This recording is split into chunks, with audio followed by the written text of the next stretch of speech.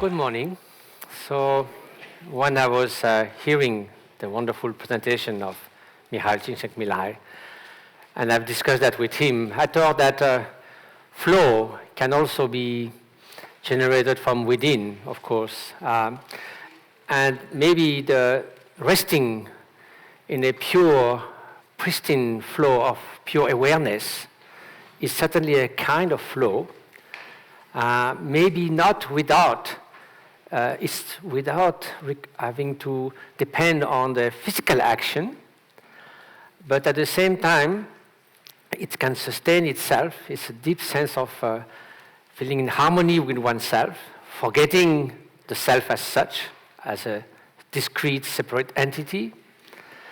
And maybe a slight difference with the flow connected with engaging with the activity is not necessarily focused on something, because it could have pure awareness, could have a vast panorama of perceiving everything, but living things as they are.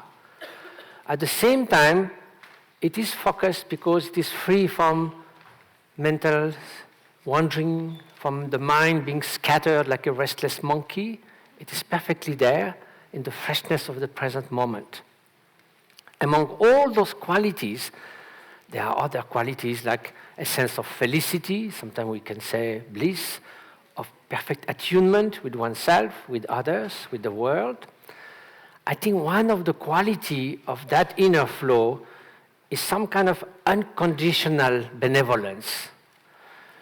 A priori, whoever might come in the field of our attention, whenever we are in that state of pure awareness and unconditional benevolence, will benefit from that. And it is really attuned to our deepest nature. That's why, in a way, that flow has a kind of felicity. Of course, violence does exist. It happens within human nature. It's a kind of coming out of that when we say something that hurts others, when we harm others. So often we say, I was no more myself. I was out of myself, as if we recognize that the state that we would like to be most of the time is a state of benevolence. I mean, if we were doing a seminar and telling you in 24 hours we'll make you 100 times more jealous and angry, who will come? But if we say we'll make you increase your kindness, your good heart, I say, oh, that sounds neat. So in fact, and even, neuroscientists have been working with years with Richard Davidson in Madison. When we study the different types of meditations, it turns out that the one that creates the strongest activation in certain areas of the brain and in certain frequency, like the gamma frequency, is the meditation on altruistic love and compassion. If you look at positive psychology, one of the founders or the pioneer of positive psychology, Barbara Fredrickson, just wrote a wonderful book called Love 2.0, in which she says that love, defined as positive affective resonance, is the supreme of all emotions or all mental states. It is among all the positive affects the one that broadens the most your perspective, that come along with the most other positive emotions. So, and then of course, if you are in that state, it is most likely that your words and your actions will be somehow beneficial to others, perceived by others as something that puts them in a state of confidence, of openness, of trust. It will be good to be with someone who has that kind of benevolence. As soon as the Dalai Lama said that someone who is extremely angry all the time, even dogs run away from that person. So it seemed that on a experiential level, so that this kind of warm-heartedness is the best possible thing to be, is the best possible thing to be with others. So it's a win-win situation. Another reason why it is like that, because it is attuned to reality. The pursuit of selfish happiness supposes that we are sort of separate entities, that we could build our happiness within the bubble of self-centeredness, the bubble of the ego. It's kind of stuffy in that bubble. And then we think me all day long, And everything is like a storm in a glass of water. The slightest sort of criticism or something that doesn't go exactly what we want. We're always about our feelings. How do I feel? Everything becomes rise like an enemy or potential threat or an object of desire. And that small world is always in turmoil. And then the idea that we could build our happiness within this small entity and say, well, others, I don't mind if they are happy, but it's not my job, is basically at odds with reality because we are so deeply interconnected and we are not separate entities. So on the experiential level, the pursuit of selfish happiness is a lose-lose situation. We feel miserable and we make everyone's life miserable. Plus, it's not attuned to reality, so it doesn't work. That's why the French writer Romain Rolland said, if selfish happiness is the only goal of your life will soon be goalless, because it doesn't work. While the pursuit of happiness through altruism and compassion is a win-win situation, and it works because it reflects the deep interdependence of everyone. You don't wake up in the morning thinking, may I suffer the whole day, and if possible, my whole life. Similarly, if you transport yourself in anyone's mind, even they are as much confused as we are, still, basically, fundamentally, they don't want to suffer. So we have that as the most common part of humanity. And therefore, if I have consideration and I value the fact that I don't want to suffer and I like to flourish, then I should value it in others, other sentient beings, not only human beings, but even animals. No one wants to suffer. So that's for the experiential side. Now, how can we bring that understanding that we may feel, hopefully, deep within at a bigger level? How altruism could play a role in our time to meet the challenges of our time. It seems that one of these challenges is to sort of reconcile 3 time scales, which is really difficult in our times. We have the fast pace of the economy. Everything goes so fast, and we said that's reality. If we don't deal with that, everything else, nothing will work. There's no happiness, no future, no nothing. Of course, that speed, it's a matter of few years, or the end of the year balance sheet, or the ups and downs of the stock market, from one day to the next, the super high-speed transaction, all that gets speeder and speeder. But then there's also 10 years, 20 years, a career, a family, a lifetime. And what matters? 2 things. The quality of every moment that passes by, the flow. And also, how do we look over a larger span of time? Was it worth living? How could I see the next few years as something that I have a sense of direction? Like I'm traveling the mountains in the Himalayas, and there's ups and downs. Sometimes it's beautiful, fantastic landscapes. Sometimes there's hail and rain. But if I have a goal, every step is a joy in form of effort. Well, if I'm lost, if I have no direction, I sit there in despair. I don't know where to go. Even I make few more steps, I don't know if they take me further away from my goal. So that sense of flourishing, we cannot put that at the service of the economy. It should be the opposite. And then there's a new challenge in our times, which somehow took us by surprise. And it's the first time in human history that now we have a major impact on this happiness and suffering of future generations.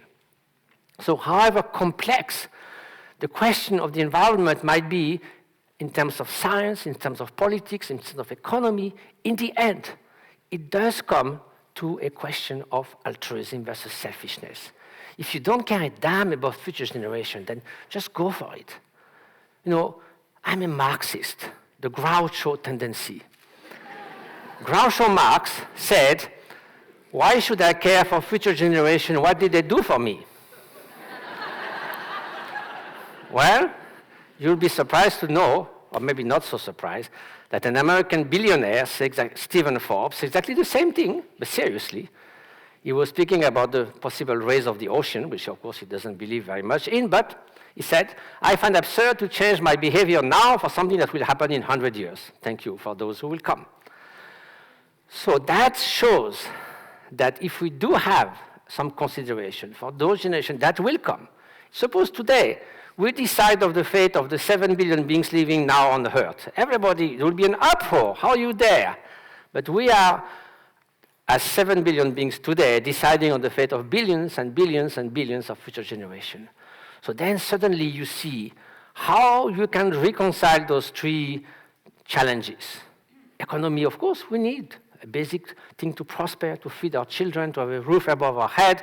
We need to remedy to the drastic inequalities that 1.5 billion people are under the poverty line. That needs to be done.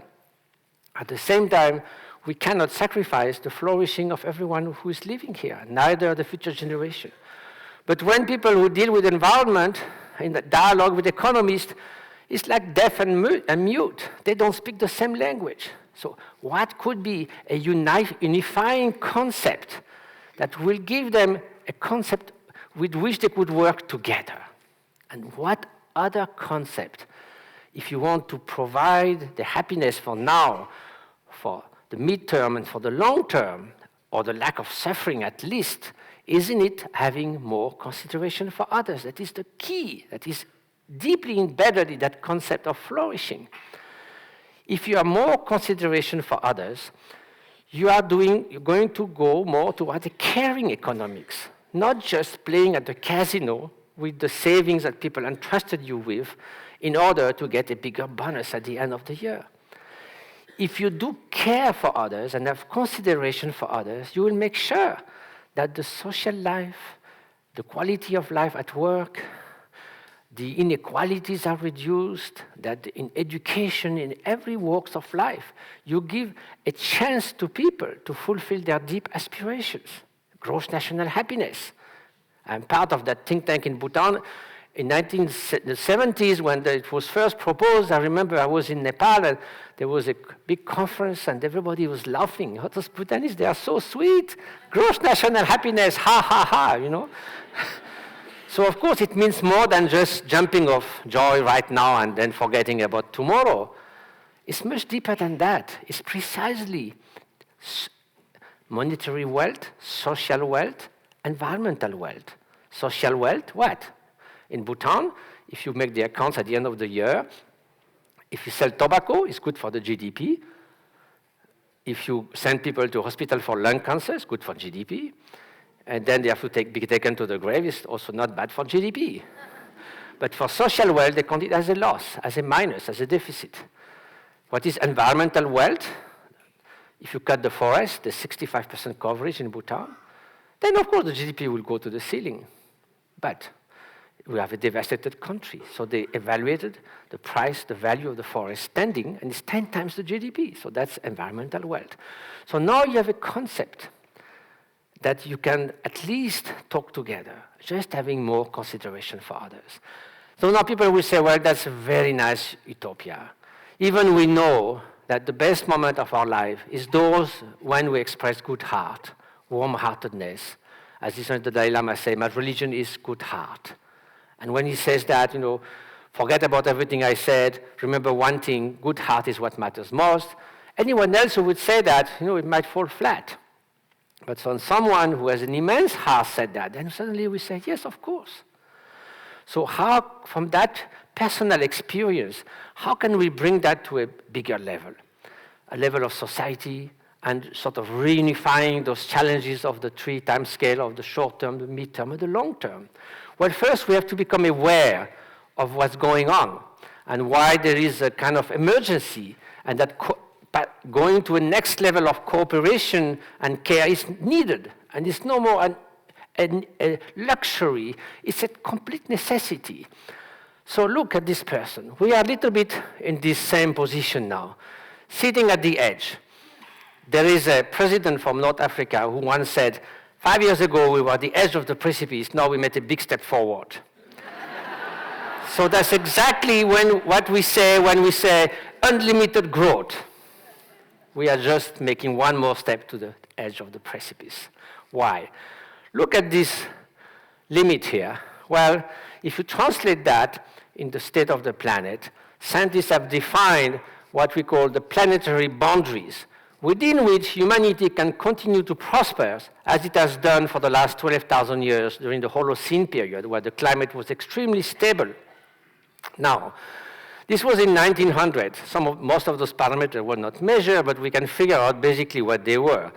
So you see there's a lot of things like climate change, acidity of the ocean, loss of biodiversity. We were still pretty safe. But you know, we didn't really decide individually that we want to spoil the planet. It just took us by surprise, so we don't feel really responsible. It just happened. One of my environmentalist friends said, if CO2 was pink and we saw the sky becoming pinker and pinker every day, we will be more motivated to do something. But it comes slowly, almost without noticing. So emotionally, we are not equipped to react to something that comes very slowly. We like to react to immediate dangers. So now we could continue within that safe space for at least 50,000 years if we were not irresponsibly going further. So in 1950, you could see now some of those parameters are looming sort of dangerously near the limit of safety, which is like we don't know exactly where the edge of the precipice here is. We are walking in the mist or in the dark. We hear the noise of the waterfall. We know it's time to slow down. We're not exactly sure when there's a tipping point will happen, but we know it's definitely a dangerous zone. So if you don't mind holding your breath just for 2 seconds to imagine what will be the next slide, 2010. And here we are. We have vastly overgone those limits. Just to give the simple example of biodiversity, by 2050, at the current rate of dispersion of species, we'll have lost 30% of all species on Earth. It's not just rare like Siberian tigers and so forth. It's everything, frogs, snakes, insects, and so forth. This is irreversible. And so will be many other changes. So this is something that we cannot ignore, because the future generation will say, you knew, and yet you did nothing to stop your crazy drive to consumption. That doesn't even make you happy.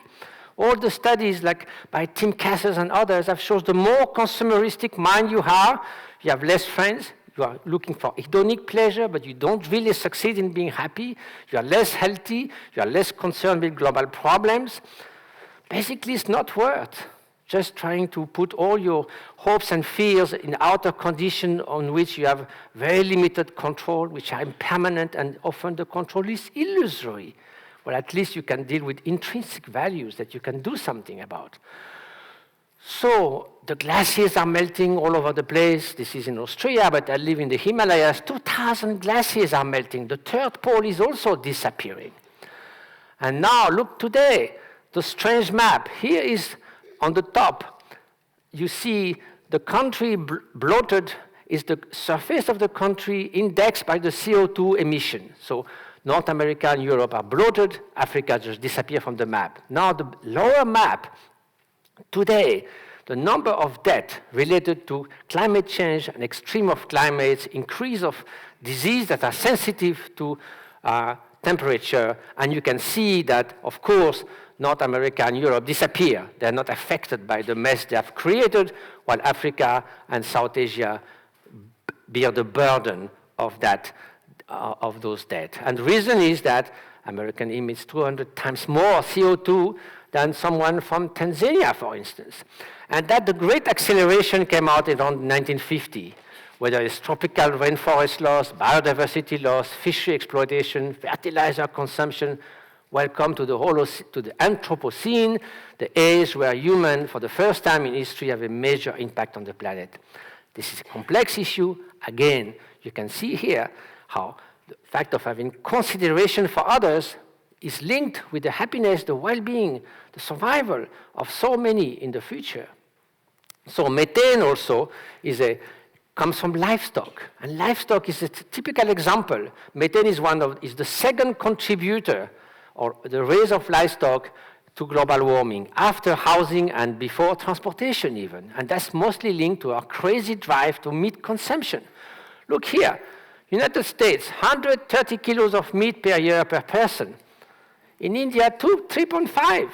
They survive quite well. I'm vegetarian for 45 years. I look not too bad. I don't hardly go to see a doctor, except when I run 30 clinics we build in Tibet. That's the only time I meet doctors. There's an ethical problem. 60 billion terrestrial animals we kill every year for consumption. There's an environmental problem. It's the second cause of global warming. There is a health problem. Eating too much red meat, we know, increased 15% the risk of mortality over 15 years. That was a Harvard study we done with 100,000 patients. So this is all crazy, this over-consumption, over-abusing other sentient beings. Here again, consideration for others will make reconsider our ethical stance. So we don't have this schizophrenic attitude of promulgating human rights, the rights of the children, the rights of the woman, and then using those billions and billions of animals just like machines to make sausages. That doesn't make any sense. So is it because man is a wolf for man? So this idea that was promoted by Hobbes and other philosophers that there's no hope for humanity because we are fundamentally selfish. But not everyone is that selfish. So can we say, like Sigmund Freud, I've discovered very little good in humans. From what I know, most of them are rascals. Good for you. Well, not everyone, please. And, here is someone who is a Chinese person who lost his leg when he was 5. He's taking care of so many people, including his ailing father. And look at the joy of taking care of others. Cooperation, the joy of cooperating. Michael was speaking about the joy of flow, of being together among hunter-gatherers. Cooperation is a highly rewarding sort of activity. We work together. It's a joy to work together. It's like a feast. And animals do so well. And then, of course, the struggle for life, the survival of the fittest. But now the new sort of development in evolution theory, like the super cooperators of Martin Novak from Harvard, clearly show that cooperation has been a factor of increasing complexity in evolution that was much more creative than competition. Competition exists, of course, but cooperation is so much more productive of new creativity and complexity. And also the bonds of the quality of human relationship is perhaps the number one factor, according to a recent study of the OCDE, much before income. The quality of human relations is what they said people have answered to be the most determinant factor of their level of happiness, and not only for human beings. Now, here are 2 centuries from Japan. There's a place in Japan where there's the most centenaries in the world. Well, they all say it's because we live together from birth to death. Everyone is together. We enjoy together. This is what makes us special. So high social support, which is also linked with empathy, with altruism, is linked with higher mental health, more longevity, immunity, less heart disease, less substance abuse, less dementia. So now, is it true that we are all selfish? Well, of course, there are sort of simulated altruism. If you do something with having something in mind that you will get more in return, or if you just do to show a good image of yourself, or if you see someone suffering and you can stand seeing them suffer, you feel empathic distress and you don't really care for the person, but you just want to relieve your feeling so bad, that's not real altruism. And then, there have been a school of people saying that you could always find a selfish motivation behind any act that looks altruistic. Well, that's his armchair science. There's never any study, or whether some psychology or social study, that have shown that. Rather the opposite. Daniel Batson spent 30 years doing all kinds of experiments to show that there's always a number of people, no matter what the situation are, that behave in altruistic ways. I have no time today. I did that for 6 hours yesterday. It's more difficult to do it in a few minutes. But it's really shown in the lab, not just guessing people's intention and so forth. So now there is some people say, well, when people do something for others, they say, I feel so good to have done that for others. So they say, the warm glow. You did that because you feel good. So it's selfish. Well, if someone, jump on the there was someone in New York. Someone fell on the track and the metro was coming, the subway was coming. He just thought, the person is dizzy, he's sitting there, going to be killed. He jumped and make it lie down. This guy's not going to think, I feel so good when this is over. Then he's interviewed on CNN, and he said, I had no choice. Of course I jumped. I have to do something. I said, he had no choice. He just asked from out of instinct. He's like a robot. It's not altruism. Altruism requires a choice and some kind of knowledge of it. But it doesn't make sense. In those situations, if you are a certain kind of person, the choice is there, of course, but it's instant. Look at this guy. He's not thinking, for half an hour, should I give my hand or not give my hand? There's a choice, but the choice is so obvious that he does it. And also not only... So he has a choice, It's costly for him to keep his friend up. And there are choices that last much longer. Is the father, André Trogme, and his wife, during the Second World War, they saved 3,500 Jewish families with the whole village. They never closed their door to anyone who sought refuge. That was a big choice. They risked all their life, their family life, and they did it. So it's better to think that goodness leaves us gasping, for we refuse to recognize it as a natural human attribute. So off we go on long search for hidden motivation, scratch and altruism, and the selfish will bleed, something like that. Some extraordinary explanation for such peculiar behavior. He's a saint, she's a saint, but look at human nature. The bad thing will come up for sure. Instead of attempting to distance ourselves politely from them, while at the same time lauding their deeds, wouldn't it be better to rediscover the altruistic potential within us? Let's not search for mysterious explanation of goodness in others, but rather discover the mystery of goodness in ourselves. So that's what we should do. Rediscover in ourselves, express it outside, and be confident that that's the way we can live our life. So empathy, of course. Empathy is not altruism. Empathy is the trigger, the affective resonance, or the cognitive putting yourself in the place of others that alerts you that person is suffering or that person is joyful. And then, if you feel that, naturally, if you have consideration and if you value others, you'll do something. So empathy alone, if it's just left on its own, if you keep on resonating with suffering, can lead to burnout. And the study we did with Tanya Singer shows that if we just do empathy all the time, it's burnout very soon.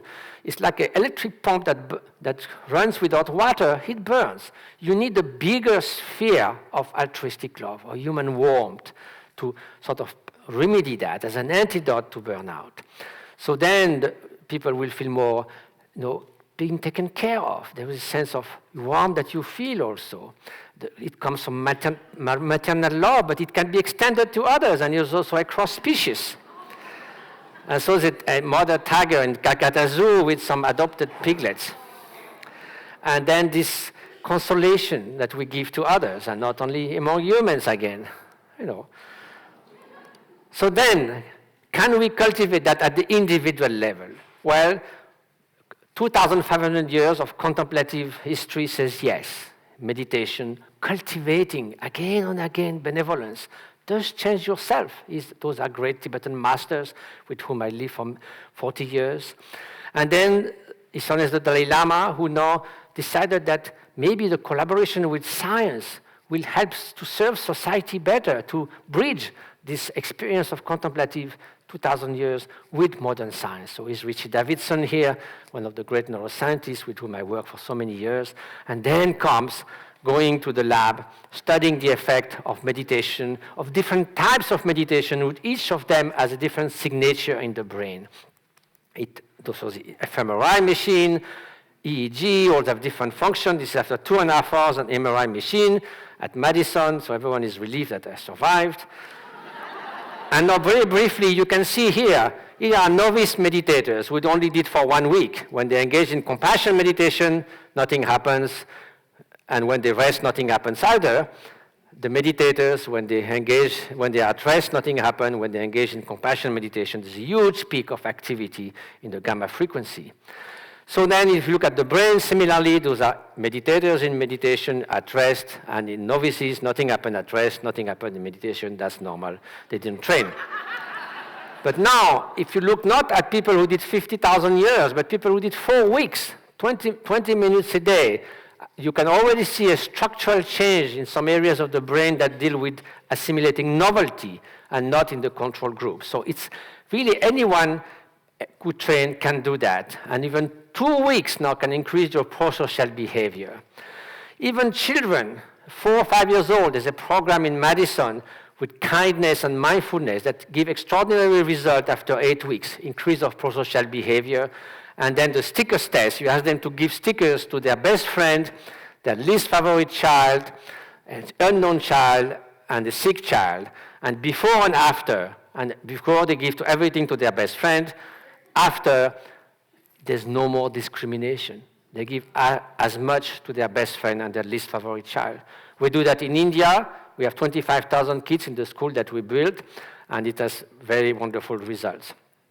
Now, we can develop altruism at individual level. How we do that now? What is the point of junction between personal change and societal change, where it has to come through the evolution of cultures. That is faster than genes. That's one of the wonderful things is culture can change faster. It's cumulative from generation to generation. Just a handful of people made the Declaration of Universal Human Rights. A handful of people in the 18th century managed to abolish slavery. So culture can change. They shape individuals. Individual change, neuroplasticity, epigenetics. They also change against the institution, and they are mutually fashioning each other like two blades of a knife, sharpening each other. So it's our responsibility at the individual level to change, but it's also how we will change our institution. We can go to a more altruistic society, and that's what we need. It's no more a luxury, it's a complete necessity. So hail to the revolution of altruism. Thank you very much.